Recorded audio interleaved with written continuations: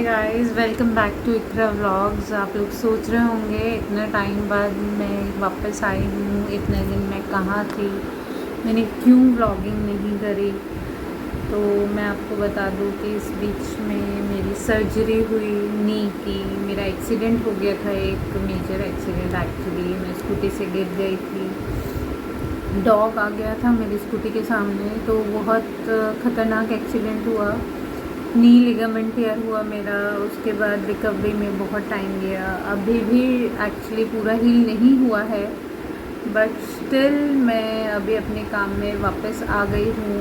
इतना टाइम से व्लॉगिंग नहीं की, आप लोग से नहीं मिली, तो मुझे लगा क्यों ना मैं वापस आप लोग से मिलूँ। इस बीच में मैंने व्लॉगिंग इसलिए नहीं की कि थोड़ा सैड टाइम था, मैं रिकवरी पीरियड में थी, हीलिंग चल रही थी मेरी। मैंने ऑफिस ज्वाइन किया, बट स्टिल बहुत सारी चीज़ें थी। मेरा बेटा भी छोटा है, तो मुझे इतना ये सब के लिए टाइम नहीं मिला। मैं अपने रिकवरी पीरियड में थी, तो मुझे लगा क्योंकि हम लोग अभी नया नया मैंने उस टाइम व्लॉगिंग स्टार्ट किया था, और क्यों आप लोग को इतना सैड स्टोरीज़ दिखाऊं, क्योंकि उस टाइम हम लोग की इतनी कुछ जान पहचान नहीं हुई, और तभी मैं वापस से अपनी सैड स्टोरीज़ आप लोग के साथ शेयर नहीं करना चाहती थी। अभी हमारी जान पहचान हो रही है तो मुझे लगता है कि कुछ अच्छी मेमोरीज शेयर करनी चाहिए।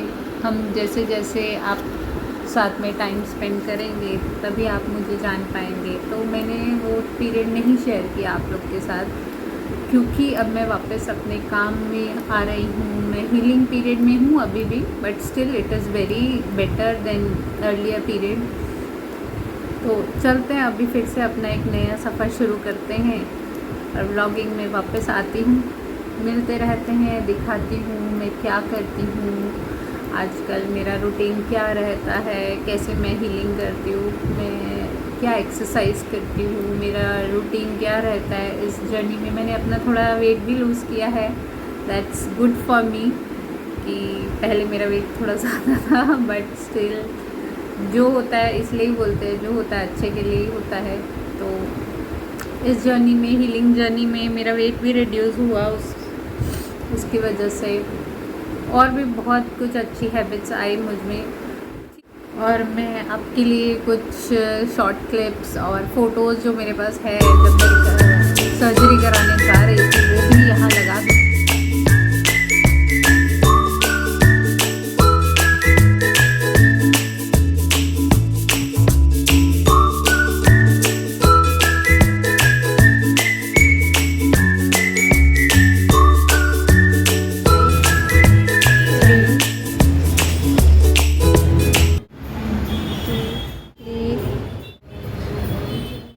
लास्ट मोमेंट तक भी बहुत डर रही थी एक्चुअली, सच बताऊँ तो अंदर से मुझे बहुत डर लग रहा था कि मुझे सर्जरी करानी चाहिए नहीं करानी चाहिए। जब डॉक्टर मुझे अंदर लेके जाने वाले थे, तभी भी मैं अपने सिस्टर से कॉल करके पूछ रही थी, I am taking the right decision और नॉट, मुझे करा लूँ या मैं वापस जाऊँ घर। तो बहुत सारे क्वेश्चंस थे दिमाग में। ये भी था कि नहीं, जल्दी करा लूँ तो जल्दी रिकवरी हो जाएगी, फटाफट back to work, I have to go to back to my work. तो ऐसा बहुत सारी चीज़ें थी कि कराऊँ या नहीं कराऊँ, और साथ में था कि कराती हूँ यार, जल्दी ठीक भी होना है, वो सब चीज़ें भी थी। तो अभी हो गई सर्जरी और जैसे ही मैं ये सब चीज़ें सोच रही थी, कॉल पे थी, तो डॉक्टर ने मुझे कॉल कर लिया कि चलिए अभी आप ऑपरेशन थिएटर में और करते हैं आपकी सर्जरी। तो हो गई। उसके बाद का पीरियड, वो सर्जरी वाला पीरियड तो ख़त्म हो गया, ऑपरेट तो हो गया, लेकिन जो वो बाद का पीरियड था वो बहुत लंबा पीरियड था, वो अभी भी चल रहा है। थैंकफुली बहुत सारी चीज़ें रिकवर हुई हैं, बहुत चीज़ें नॉर्मल हुई हैं, बट अभी भी चल रहा है। होपफुली ये सब हो जाएगा, ये टाइम भी बीत जाएगा। नहीं बोलूँगी कि सर्जरी आसान नहीं होता। मैं जब सर्जरी कराने के लिए मुझे डॉक्टर ने बोला, तो मैंने 2-3 डॉक्टर से एडवाइस ली तो मैं उस टाइम तो बहुत कूल थी कि सर्जरी तो है, सर्जरी मुझे लगता था बहुत छोटी चीज़ है, करा लेते हैं, ठीक है, अच्छा ही होगा जो होगा। अभी तो लिगामेंट टेयर है तो कुछ नहीं हो सकता है, वो हील नहीं होता है, तो सर्जरी करानी ही पड़ेगी। 2-3 डॉक्टर ने बोला करा लो, बट मुझे लगता है कि जब भी आपको कोई सर्जरी रिकमेंड करे, तो आप एक गैप लो, एक टाइम पीरियड लो कि मे बी चीज़ें अपने आप ही रिजॉल्व हो जाएं, आपके जो भी प्रॉब्लम है अपने आप ही हील हो जाए, क्योंकि it's been more than 1.5 year, अभी भी मैं पूरी तरह से हील नहीं हुई हूँ। और बहुत डिपेंडेंसी मेरी बढ़ गई थी उस पीरियड में कि जो काम मैं खुद इजीली कर लेती थी, मैं बहुत डिपेंडेंट हो गई थी हस्बैंड पे, दूसरे लोगों पे।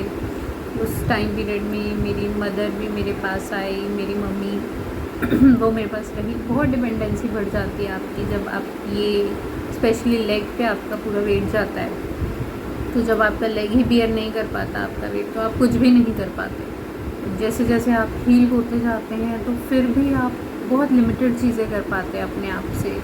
बहुत सारी चीज़ें हैं जो आप दूसरे पे ही डिपेंडेंट रहते हैं कि वो करेगा तो ही पॉसिबल है। और जैसे कि मेरा बेटा भी छोटा है तो मैं उसके भी सब काम नहीं कर पाती थी, और मुझे घर के काम करने भी जैसे बहुत पसंद है कि मैं हर काम अपने आप से करना पसंद करती हूँ। बहुत सारी चीज़ें मतलब इट्स बैड फॉर मी कि मुझे थोड़ा परफेक्शन की आदत है, तो बहुत चीज़ें मेरी डिपेंडेंसी बढ़ गई थी। अभी भी बहुत सारी चीज़ें मेरे लेग पूरे अच्छे से फोल्ड नहीं होती है, जो ज़्यादा देर फोल्ड करके बैठ भी गई तो भी पेनफुल होता है, नीचे बैठ गई तो भी।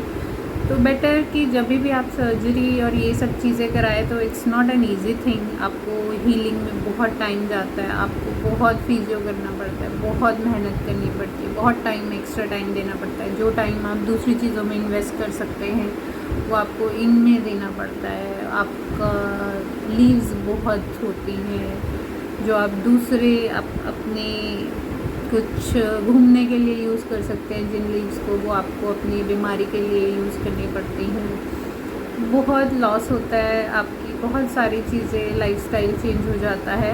बट ठीक है, अगर अंत भला सब भला, तो जब भी मेरा पूरा पैर ठीक हो जाएगा तो इट विल, मैं अपना पुराने सारे दुख भूल जाऊंगी। तो अभी वही है कि चल रहा है, ऑलमोस्ट चीज़ें अभी नॉर्मल हो गई हैं, अच्छा भी चल रहा है। बट मैं आपको यही रिकमेंड करूँगी कि जब भी आप सर्जरी किसी के साथ, पहले तो ऐसा मत हो, बट अगर फिर भी इन केस करानी पड़ती है तो बहुत सोच समझ के कराइए। पूरा टाइम लीजिए, 1-2-4 महीने का गैप दीजिए कि अगर हो जाता है तो वेल एंड गुड, आप उसी में ही करिए। सर्जरी कराने की कोई जल्दी नहीं करिए। मेरे केस में मुझे लगता था कि जल्दी जल्दी सर्जरी कराओ और मैं बिल्कुल ठीक हो जाऊँगी बहुत जल्दी, बट ऐसा नहीं होता है कि आप सर्जरी कराते से ही बहुत जल्दी ठीक हो जाएंगे। आपका एक पार्ट, बॉडी का पार्ट, एक पूरा जो चीज़ आपकी ओरिजिनल है वो वैसा नहीं रहता। आपको उसको ओरिजिनल बनाने में बहुत मेहनत करनी पड़ती है, फिर भी वो ओरिजिनल जैसा काम नहीं करता।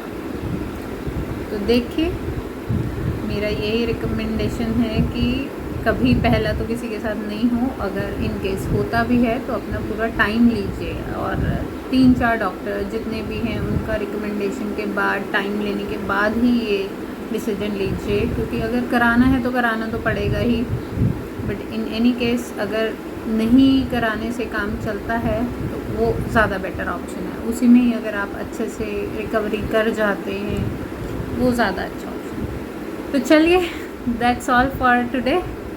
अभी एक नई शुरुआत करते हैं, फिर से व्लॉगिंग स्टार्ट करते हैं, फिर से आपसे मिलते हैं, एक नया चैप्टर स्टार्ट करते हैं और बने रहते हैं। देखते हैं क्या रहेगा, कैसा रहेगा अपना सफ़र।